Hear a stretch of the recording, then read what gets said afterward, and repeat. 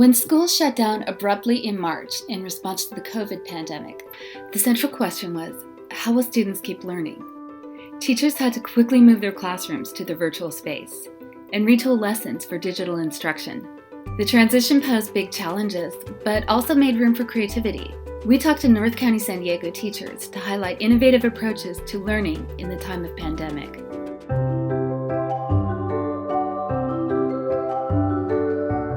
San Pasqual High School in Escondido hosts an annual workshop for sophomores, featuring local poets. They didn't want this year's 10th graders to miss out. So they invited spoken word artists to perform online and then suggest prompts for students to write their own poetry. This helps support the local artists and let students get up close and personal with live poetry. Lyrically, literally, and metaphorically, I got 75% of my own dopeness that I haven't even tapped into yet. Just wait till I take a machete to these insecurities. Boy, stop playing. Now step away from that morning mirror and show the world how bright you are. Down here where it says heredity resources, if you click on that, I put everything on here for what's going on with this quarantine blah thing. How do you recreate a classroom lecture without a classroom? Rebecca McKinney, a science teacher at San Pasqual High School, turned to a video messaging app called Loom, which lets her work on a virtual whiteboard. She posted this lecture on genetics, which students can watch and work on their own time. McKinney wanted to meet her students where they're at, so she also assigned them to do a TikTok on science. This student did a chemistry rap. AP Chem, yeah, we're working on kinetics a few weeks in. I'm not so pathetic. I studied, made a song, and I really don't regret it. I put in some work, so I hope you're empathetic. There are simple factors in the speed of all reactions. It will vary on the current state of the reactants. More molecules equals greater the attraction. The speed from before is considered just a fraction. Natalie Smith is a 7th grade language arts teacher at Del Dios Academy in Escondido. She holds Field Trip Fridays, inviting students to visit new places through virtual field trips from their homes. For an exercise in descriptive writing, she assigned them to visit webcams at either the Georgia or Monterey aquariums, and then to jot down their observations using as many senses as they can. Educators are also using the pandemic itself as a teachable moment. Krista King, a photography teacher at Carlsbad High, saw a precedent for today's crisis in the iconic Depression-era portraits by photographer Dorothea Lange. She asked students to study those images and then take photos depicting social distancing in their own lives.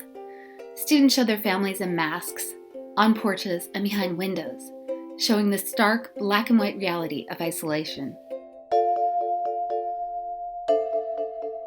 Doug Green, the video broadcasting instructor for Carlsbad High and Valley Middle School, is guiding students through weekly broadcasts recorded remotely from home. Welcome back to another socially distanced episode of CHS TV.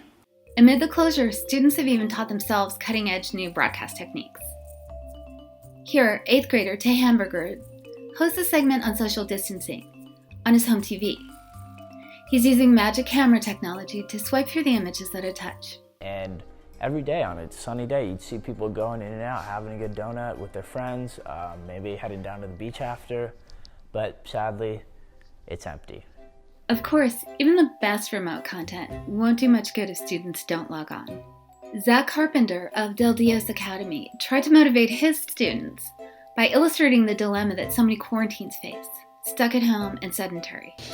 I need to be more responsible. Hello, everyone! But video games aren't always a bad thing. To keep students engaged, teachers are finding ways to gamify learning, using interactive choices and rewards borrowed from gaming. For instance, Dave Peterson, a 5th grade teacher at Juniper Elementary in Escondido, created a series of distance learning badges that his students can earn for completing different skills or assignments. For some kids, it works almost too well. Peterson has one student who texts him at 10 p.m. after finishing an assignment, expecting his badge to pop up immediately. Hey everybody, this is Coach E, and today we're going super. Coach E, the PE teacher at Conway Elementary in Escondido, tried another way to combat couch potato syndrome. He recorded a series of exercise videos that his students could do at home. This included a workout set to a sci-fi background and some other videos featuring step-by-step dance moves, including one called the Social Distance Slide. Keeping students socially connected is another big challenge. So much of their education involves learning and sharing with friends and classmates.